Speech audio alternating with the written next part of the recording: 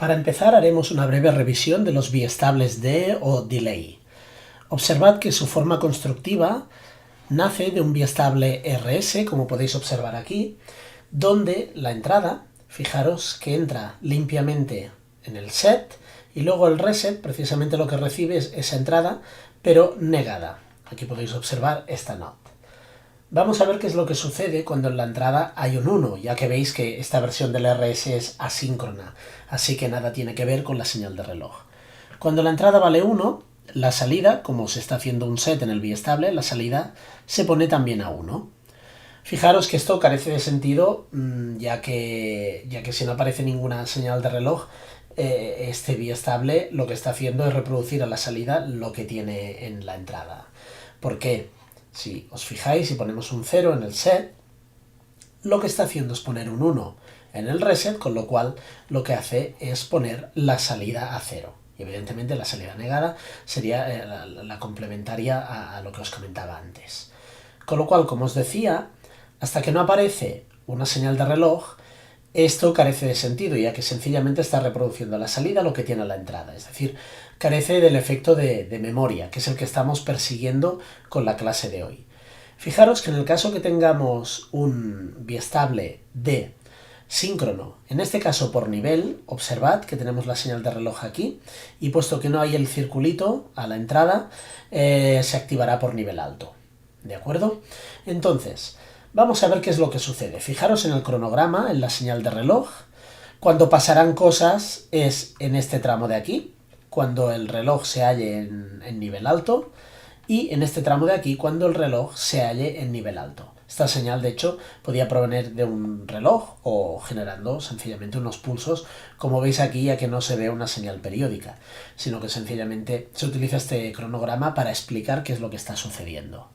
Fijaros que la señal D, que es la entrada aquí, observad que mientras la señal de reloj está a nivel alto, se está haciendo caso a lo que sucede en la entrada D, porque observad lo que sucede en la salida. En el momento en que, mientras la señal de reloj está a nivel alto, yo paso la entrada de 0 a 1, observad que la salida también se pone a 1. En el momento en que yo bajo a 0, es decir, se hace un reset en la salida. Y así sucesivamente, hasta que, ¿qué sucede? Que desaparece la señal de reloj, como podéis ver aquí. Pasa a nivel bajo. Es entonces cuando lo que está pasando aquí es que se retiene, como podéis observar, a partir de aquí, que es cuando desaparece la señal de reloj, o dicho de otro modo, que pasa a nivel bajo. A partir de aquí ya no se hace caso, el biestable no hace caso de lo que tiene a su entrada. Con lo cual, aunque la señal D baje de nivel, fijaros que la salida mantiene su nivel. ¿Hasta cuándo?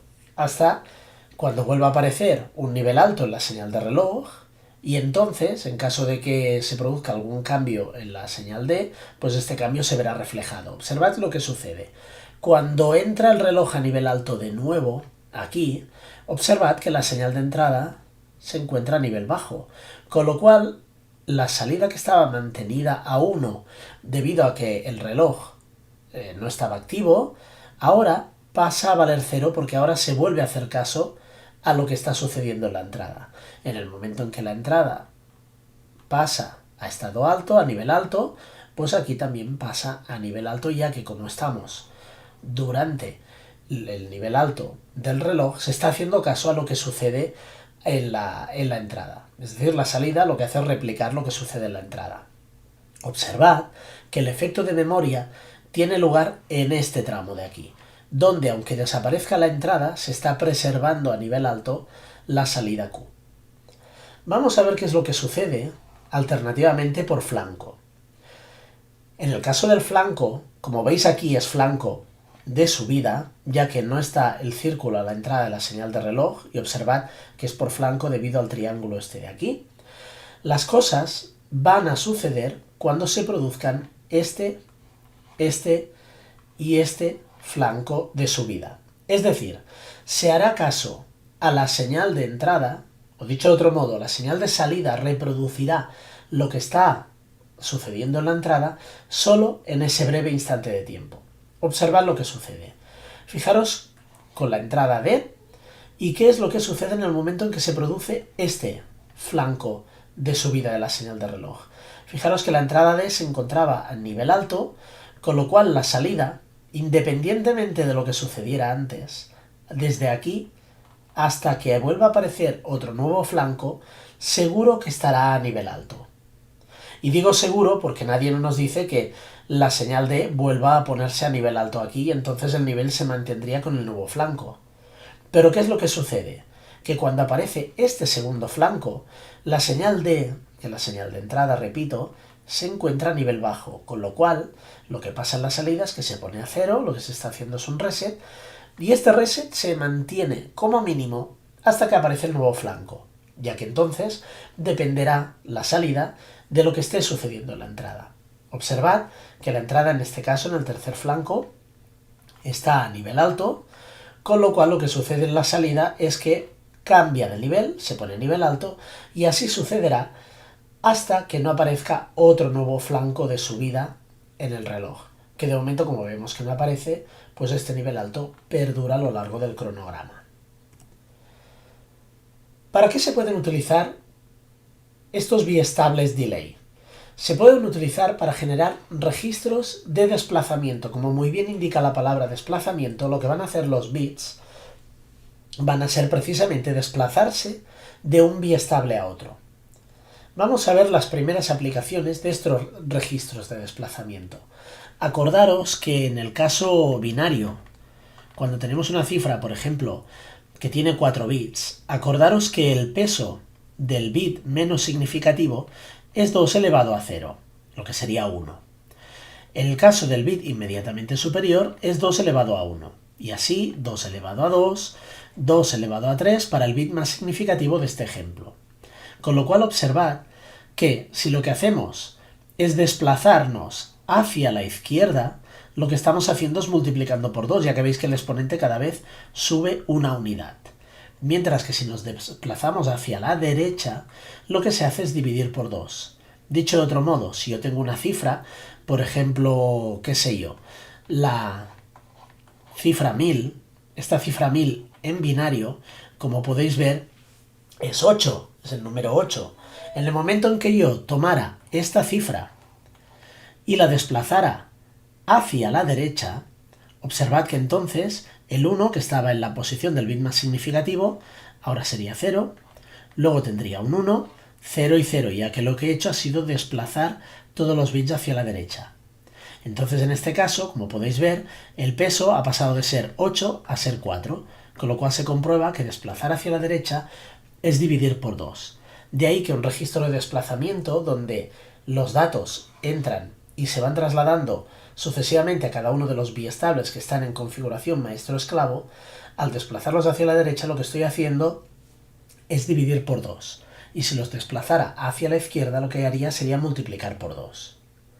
Otra aplicación de los registros de desplazamiento mediante biestables D es la conversión. La conversión de la información que puede entrar en forma serie y convertirse a paralelo, en forma paralelo y convertirse a serie, o entrada serie, salida serie, entrada paralelo, salida paralelo. ¿Qué es lo que significa con entrada serie? En entrada serie, un bit se sucede del siguiente y el siguiente y el siguiente. Un bit va entrando uno detrás de otro. Es decir, si yo tuviera que entrar una secuencia de bits, vamos a suponer 1, 0, 1, 1, primero entraría este bit, el 1, luego entraría el siguiente y así sucesivamente en función de la cadencia de la señal de reloj. Ahora bien, en una entrada en paralelo, todos los bits, tanto el 1, el 0, el 1 y el 1, entrarían todos ellos en paralelo en el sistema, entrarían a la vez, no se sucederían en el tiempo. De ahí la diferencia. En serie se van sucediendo los bits en el tiempo, es decir, cada bit tiene lugar en un ciclo del reloj, mientras que en una entrada en paralelo o una salida en paralelo, todos los bits salen a la vez, en un único ciclo de reloj, no se suceden en el tiempo. Los registros de desplazamiento también se pueden utilizar para generar secuencias de bits. Para bien detectarlas, usando un decodificador en la salida o para generar un retardo deliberado en un circuito electrónico digital. Aquí he puesto algunos ejemplos de lo que comentaba antes de los registros, de la aplicación de los registros de desplazamiento cuando la entrada es serie y la salida es serie tomada a partir del último biestable. Como podéis ver, aquí tenemos una señal de reloj que entra en paralelo o a la vez toda ella a cada uno de los biestables. Fijaros que los biestables son biestables RS, pero en modo D, ya que podéis ver que la entrada es set, luego se niega y entra en reset, con lo cual son biestables de tipo D.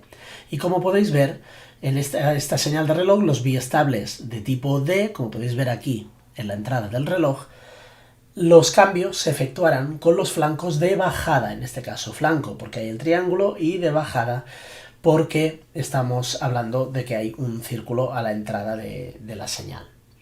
Observad que esta entrada serie se podría convertir en una salida paralelo si se tomara como salida la salida particular de cada uno de los biestables que conforman el registro de desplazamiento.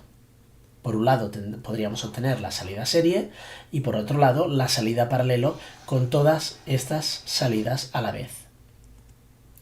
Fijaros en este caso, donde podemos tener alternativamente entradas paralelo, donde cada entrada de los biestables, a diferencia del caso anterior, donde la salida de un biestable lo que hacía era alimentar la entrada de otro biestable, lo podéis ver aquí.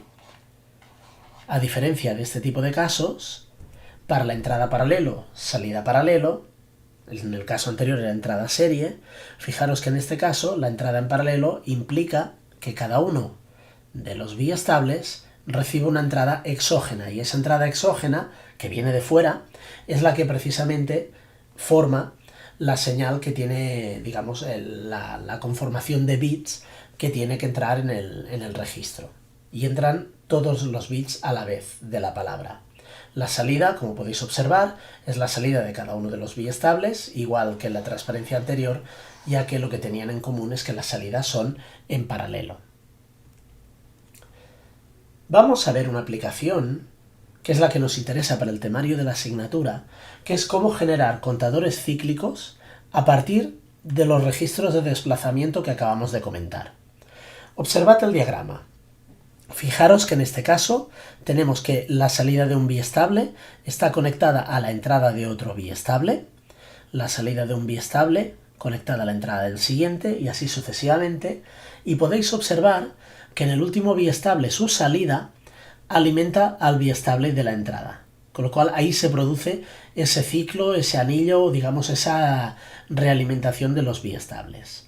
Observad en este caso que la señal de reloj entra a la vez en todos y cada uno de los biestables, y observad que la señal de reloj hará efecto sobre el biestable, o lo habilitará, hará que conmute, que bascule, lo hará precisamente con los flancos de subida, ya que existe el triángulo, pero no está el círculo a la entrada de la señal de reloj. Observad también que las entradas de clear, como podéis observar aquí, entradas de clear de los tres últimos biestables, observad que se pondrán a cero estos tres últimos biestables cuando se produzca precisamente un nivel bajo en estas entradas. Es decir, cuando esta señal de puesta a, ahora explicaré el porqué de este 1000, cuando esta señal de puesta a 1000 valga 0, estos tres últimos biestables, este de aquí y este de aquí, se ponen a 0. Mientras que podéis observar que el primer biestable, el maestro, como está alimentando esta señal al preset, lo que se hace es poner a 1. De ahí viene lo de poner a 1000. Luego explico el porqué. Pero el por qué se pone a 1000 es porque fijaros que cuando esta señal vale 0, lo que hace es poner a 1 el biestable maestro, y luego los tres esclavos los pone a 0, ya que en lugar de entrar por la entrada preset, lo que está haciendo es por el clear. ¿Por qué se pone a 1, 0, 0, 0? Porque si no se cargara el primer biestable o cualquiera de ellos a 1, no podría existir este flujo digamos, este desplazamiento de este 1 a lo largo de los biestables. Dicho de otro modo, si todos los biestables se cargaran inicialmente a 0, lo que estaría sucediendo es que a cada flanco de subida del reloj lo que se estaría moviendo es sencillamente un 0. Y puesto que todos los biestables valen 0, no tendría ningún tipo de sentido, no se está desplazando nada, ya que todo valdría 0 siempre. Lo que se estaría desplazando de un biestable al siguiente sería un 0. Ahora bien, ¿qué es lo que sucede en este caso?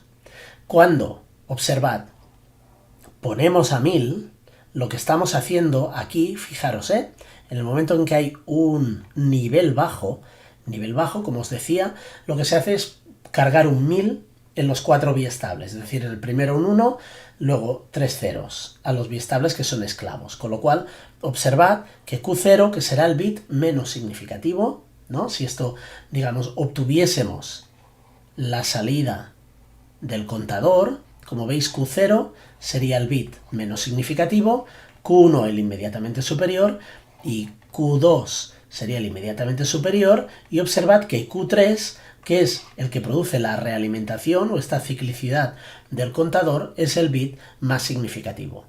Observad que el menos significativo se pone a 1, este se pone a 0, 0 y 0. Con lo cual esto de puesta a 1000, en realidad lo que se está haciendo es cargar el contador no con un 1000, sino con un 0, 0, 0, 1. La palabra, en realidad, o digamos el número contado, el número inicial, cuando se pone a, entre comillas, 0 el contador, cuando se resetea el contador, lo que se hace es cargar un 1 en realidad. Lo que pasa es que se pone aquí un 1000, porque si leemos de izquierda a derecha, el esclavo siempre es el que tenemos a la derecha, con lo cual de aquí que el maestro se carga 1, 0, 0, 0. Pero acordaros que el significado al final está invertido, es decir, el primer biestable nos da el bit menos significativo y así sucediéndonos hasta el bit más significativo, que es el del último biestable. Bien, vamos a continuar. Tenemos aquí un 0, 0, 0, 1. ¿Y qué es lo que sucede cuando se produce un flanco de subida? Cuando se produce un flanco de subida, ya sabéis, los estados transicionan, es decir, lo que hacen los biestables es bascular, es cuando se produce el cambio. ¿Y cuál es ese cambio? Observad que como tenemos cargado un 1 en la salida del primer biestable, la salida Q0, que es la que está alimentando al segundo biestable, lo que hará será hacerlo bascular, y fijaros que la entrada del primer biestable es un 0, porque inicialmente lo tenemos cargado a 1, 0, 0, 0, veniendo del menos significativo al más significativo. Con lo cual, este 1 lo que va a hacer va a ser transicionar al siguiente biestable, y el primer, poniendo la salida precisamente Q1 a 1, y el primer biestable se pone a 0. ¿Por qué? Porque por aquí le está llegando un 0 debido a que inicialmente se ha cargado un 1, 0, 0, 0 a la ristra de biestables. Y así irá sucediendo, este bit se irá desplazando de un biestable a otro cada vez que se produzca un flanco de subida, como podéis observar aquí.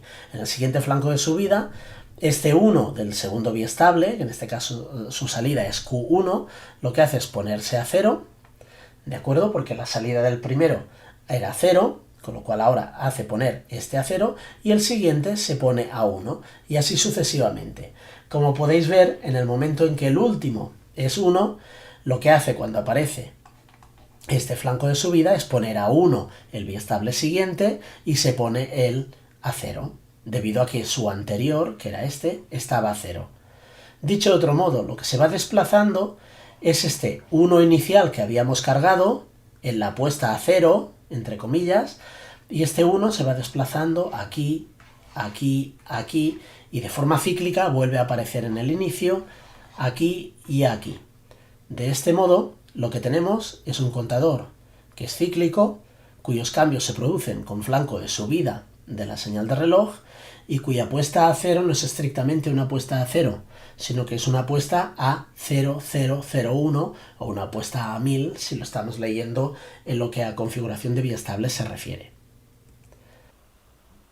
Antes de continuar, vamos a ver un aspecto práctico de los contadores asíncronos.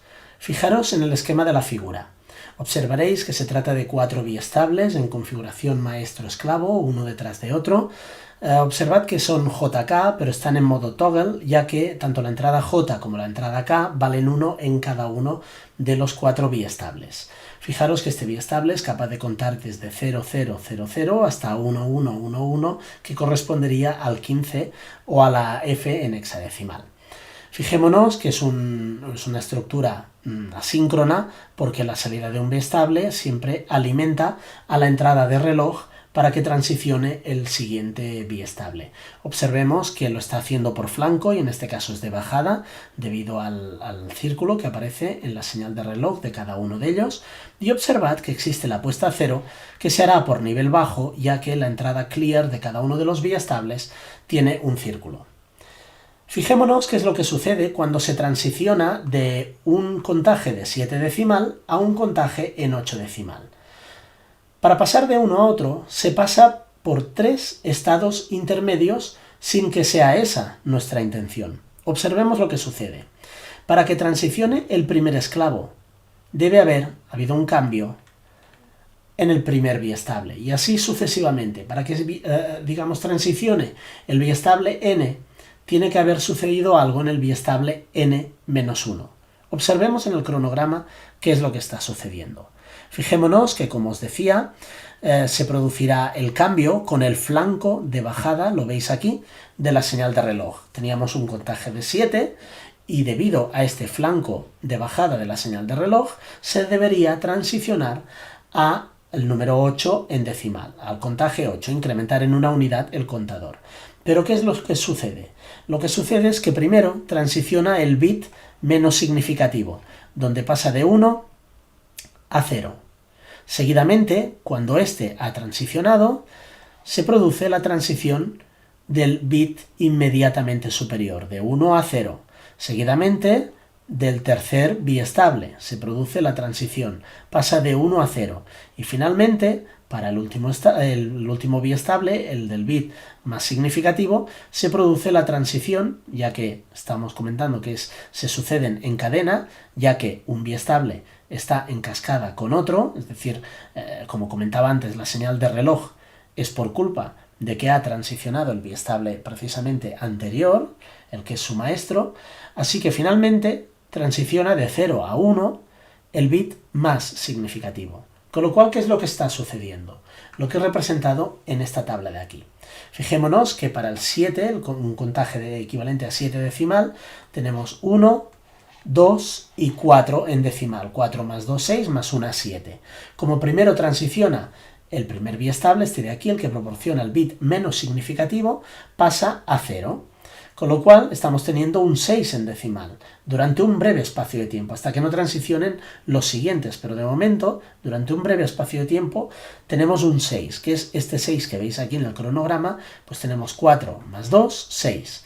Luego transiciona el biestable inmediatamente siguiente, el segundo biestable, el que proporciona el bit Q1. No el menos significativo, sino el inmediatamente superior. A partir de ahí lo que tenemos es un 4 decimal. Observad que tengo el 4, ha desaparecido este 2 y el 1 que había desaparecido antes. Finalmente transicionan ya el tercer biestable, con lo cual se pasa este 1 a 0, y la transición del último biestable, que lo que está sucediendo es que transiciona a 1, con lo cual finalmente tengo este 8 decimal. Observad que en el caso de un contador asíncrono se producen estas transiciones en cadena que provocan que entre medio haya unos ciertos estados que son consecuencia de esta transición en cadena, pero que no son deseados. Ligando un poco con esto, aunque siguiendo con el tema de los contadores cíclicos, me gustaría mostraros los contadores con códigos cíclicos y continuos. Veamos a continuación la particularidad de este código Johnson, que dará lugar más adelante, como veremos, a un tipo de contador determinado, un contador cíclico determinado. Fijaros que en el caso de este contador Johnson, como aquí indico, es un contador continuo. Esto lo hace semejante al código Gray que veréis en la literatura y que trataremos en asignaturas posteriores. Por ejemplo, el código Gray es un código muy utilizado en encoders, cuando hay que posicionar elementos que están girando, como por ejemplo un motor eléctrico. Cuando hay que posicionarlo se utiliza este código Gray en los codificadores, en los encoders, para hacer el control de posición de este motor. El código Johnson, al igual que el código Gray, es un código continuo. ¿Qué es lo que significa esto de que sean ambos un código continuo? Significa que entre un valor de contaje y el siguiente, o bien el anterior, solo hay una diferencia de un bit entre ellos. Solo cambia un bit, o de 0 a 1 o de 1 a 0, pero solo uno de los bits. Observad qué es lo que sucede si yo, por ejemplo, quiero contar en codificación decimal desde el número 0 al número 9 en codificación BCD. Como veis, al tener 4 bits puede contar de 0 a 15 o de 0 a F en hexadecimal, pero vamos a contar solo de 0 a 9. Observad que para ello necesito 4 bits, como lo podéis ver aquí, y fijaros el caso particular donde de 1 a 2, por ejemplo, o bien de 7 a 8, se produce una modificación de más de un bit. En cambio, en el valor de contaje solo se ha incrementado en una unidad. Fijaros de 1 a 2. Se ha producido el cambio de 2 bits, del menos significativo, que ha pasado de 1 a 0, y del inmediatamente superior, que ha pasado de 0 a 1. Fijaros ya el caso flagrante, el valor de contaje de 7 a 8, que es el que estaba comentando precisamente en la transparencia anterior con el contador asíncrono. Observad que se ha producido el cambio precisamente de los 4 bits. Hay 3 que han pasado de 1 a 0 y el más significativo que ha pasado de 0 a 1. En cambio, si observamos en la codificación Johnson de 1 a 2, observad que solo se ha producido el cambio de un bit, no el menos significativo, que ha quedado igual, sino que el inmediatamente de valor superior ha pasado de 0 a 1. Y observad qué pasa de 7 a 8. De 7 a 8 ha cambiado sencillamente un único bit, que ha pasado de 1 a 0. A diferencia de lo que pasaba con codificación BCD. ¿A qué precio? Al precio de que necesita un bit adicional, como podéis ver aquí. Así como puedo contar de 0 a 9, es decir, 10 unidades las puedo contar mediante 4 bits, es más que suficiente en BCD, en codificación Johnson necesito 5. Con lo cual, se dice aquí que esta codificación continua da una mayor protección contra errores, ya que entre la incertidumbre, entre dos valores consecutivos de contaje, solo aparece la diferencia de un único bit, y esto veremos en otras asignaturas que lo hace robusto cuando se están tratando de comunicaciones que son susceptibles a error o cuando se está tratando un dato que es incierto, que se está moviendo entre dos cantidades sucesivas, y entre estas dos cantidades sucesivas no hay nada más que el cambio de un bit entre ellas. Pero claro, es menos eficiente porque necesita más bits para su representación. Es cíclico el código Johnson, ya que una vez termina, como podéis ver aquí, llega a su límite de contaje. Por el hecho de ser continuo, con el siguiente valor solo habrá un cambio de un bit, pero en este caso, como podéis ver, vuelve a empezar, ya que el cambio es en el bit más significativo, que pasa de 1 a 0. Observad, en definitiva, así de un modo vulgar, que el código Johnson lo que se trataría es de una ristra, de un vector de unos, que lo que va haciendo es ir pasando, ir transicionando proveniente desde la derecha. Veis aquí que empieza a entrar mediante un 1, se mueve una unidad hacia la izquierda y ahora ya tenemos 2, 3 unos aquí, 4 unos aquí, hasta que tenemos toda la ristra de unos que completa toda la cifra en esta codificación, y luego va desapareciendo por la izquierda, ya que vuelve a aparecer un 0, otro 0, otro 0, otro 0, hasta volver a empezar en el valor de contaje 0 original. Veamos pues el comportamiento o la forma de funcionar de los contadores Johnson. Fijaros que se trata de biestables en forma de registro de desplazamiento. Fijaros que se trata de biestables de tipo D, donde en el momento en que basculan se transfiere lo que hay en la entrada. Si hay un 1, se transfiere el 1 a la salida. Si hay un 0, se transfiere un 0 a la salida. Acordaros que es un caso particular del biestable RS, donde la entrada D entra directamente al set y la entrada D negada es la que entra en forma de reset. Por eso, cuando D es 1, se hace un set del biestable. Cuando D es 0, se hace un reset del biestable. Fijaros que como toman sentido este tipo de biestables es cuando son síncronos. En este caso es síncrono por flanco, concretamente por flanco de subida, ya que, como veis, todos los biestables bascularán a la vez gracias a esta señal de reloj conectada a todos ellos, digamos, en paralelo. Fijaros que la puesta a cero, en este caso, tendrá lugar en el momento en que esta señal de puesta a cero esté a nivel bajo. Lo veis indicado aquí, todos ellos, a través del circulito que aparece en la entrada de clear de todos y cada uno de los biestables. Y la particularidad o la diferencia de estos biestables conectados de este modo que conforman un contador Johnson, la diferencia de ellos con el contador en anillo directo es que la realimentación del último biestable hacia el primero se realiza a través de la salida negada, no a través de la salida como sucedía en el contador cíclico directo. Vamos a ver su funcionamiento suponiendo que se ha hecho una puesta a cero y que inicialmente la salida de todos los biestables es 0, con lo cual fijaros que la salida negada del último valdría 1, con lo cual la entrada del primer biestable, del correspondiente al bit menos significativo, valdría 1.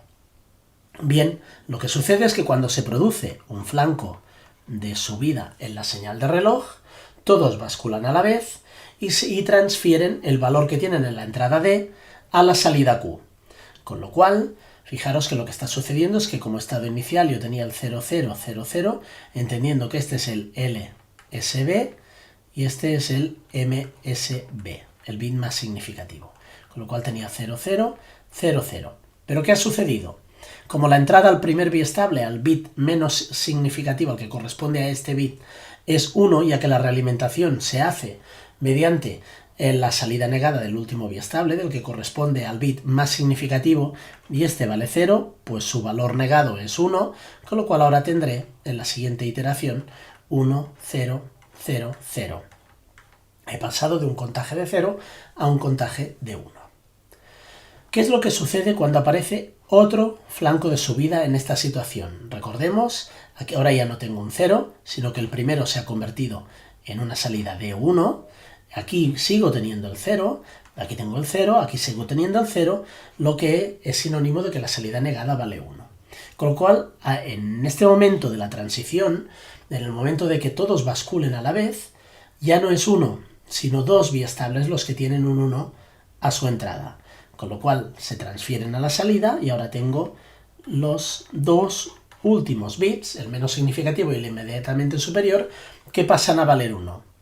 Todo esto se va sucediendo, pero veamos el detalle. Aparece un tercer flanco de subida. Recordemos que teníamos 1 aquí, y ahora aquí tengo un 0 y 0 que se mantienen del estado anterior, pero al tener un 1 aquí, ¿qué sucede? Este 1 de aquí bascula hacia la salida, este 1 de aquí bascula hacia la salida y este 1 de aquí hacia la salida, con lo cual ahora, y este 0 evidentemente, hacia la salida, con lo cual tendré 0, 0, 1, 1, 1, el 111. ¿Qué es lo que sucede con el cuarto flanco de subida? Con el cuarto flanco de subida, la situación inicial, acordaros, era esta, tengo un 0, aquí tengo un 1, con lo cual ahora tengo todos los biestables con una entrada de 1. El primero por culpa de esta realimentación, como ya sabéis desde el principio, y los otros a través de esta alimentación directa. Con lo cual, al estar todos con entrada a 1, cuando se produce un flanco de subida de la señal de reloj, 1, 1, 1, 1. Ya podéis ver que esta ristra, este vector, este array de unos, de 4 unos, ha entrado por la derecha, va avanzando, va tomando posiciones, 1, 11, 111, 1111 y ahora empezará a desaparecer. Ahora tendremos el 1110. ¿Pero por qué tenemos ese 1110? Vamos a ver qué pasa con el quinto flanco de subida. Fijaros, teníamos un 1, un 1, un 1 y un 1 aquí, todo a unos, con lo cual la salida negada del último biestable, del más significativo, es un 0. Con lo cual esa realimentación en el momento de la transición del quinto flanco de subida aquí tengo un 0, con lo cual se transfiere a la salida. De ahí que termine teniendo 1, 1, 1, 0. Y así sucesivamente. Evidentemente el siguiente valor ya no lo he representado, pero sería el 1100, ¿de acuerdo? Porque estos tres valores corren una posición hacia la izquierda, luego ya tendría el 1000 y finalmente volveríamos al estado inicial, ya que tenemos un contador cíclico. Y además, no solo es cíclico, sino además es continuo, ya que entre una posición y la siguiente solo hay una diferencia, como podéis ver aquí, de un solo bit. Bien, aquí lo que hago es representar qué es lo que está sucediendo, lo que acabo de explicar, pero en forma de cronograma. Fijaros qué es lo que ha sucedido. Lo que ha sucedido es que he hecho una puesta a cero. ¿Veis aquí cómo he bajado a nivel? La puesta a cero se hace por nivel, fijaros, porque aquí, por nivel. Podéis observar, y además por nivel bajo, reitero. ¿Qué es lo que sucede? Pues ya sabéis, primera combinación es que tengo el contador, como he hecho una puesta a cero, todo está a cero, todas las salidas a cero, pero la salida negada del bit más significativo es 1. Ahí que tenga un 1 ahí, tengo un 1 en la entrada del bit, digamos del biestable correspondiente al bit menos significativo, y se traduce en que esto se terminará transfiriendo cuando aparezca el primer flanco de subida del reloj, se transferirá aquí en forma de 1. ¿Cómo lo veo esto? Fijaros, la señal de reloj, las transiciones se provocarán aquí con flanco de subida, con lo cual todo lo que pase en el cronograma pasará siempre que haya un flanco de subida en la señal de reloj. Lo podéis ver aquí, del 0, 0, 0, 0, gracias a la puesta a 0, hemos pasado a que el bit menos significativo que está aquí, aquí tengo Q1, aquí tengo Q2 y aquí tengo Q3, fijaros que al tener un 1 por culpa de la salida negada del biestable correspondiente al bit más significativo, se ha transferido y de ahí que aparezca ahora, a partir de aquí, un 1. Y este 1 no será puesto a 0 hasta que nos suceda 4 ciclos de reloj, de modo y manera de que este 1 se haya transferido aquí a la última salida. Y es entonces cuando este 1, su salida negada, corresponderá al 0 y es el que pondrá a 0 el bit menos significativo, que es lo que sucederá aquí. Os exhorto a que miréis el diagrama y que veáis que se corresponde con la explicación de la transparencia anterior. Finalmente, a modo de resumen de este vídeo, en relación a los contadores cíclicos o en anillo, deciros que se trata de biestables conectados en forma de registro de desplazamiento. Ya veis que los biestables están desplazando las entradas biestable a biestable en cada transición. Fijaros que la salida del último biestable siempre alimenta la entrada del primero. Ello es lo que le da nombre o adjetivo, mejor dicho, al contador. Es en anillo, en círculo o en ciclo. De ahí lo de cíclico o círculo o anular en anillo. Hay de dos tipos.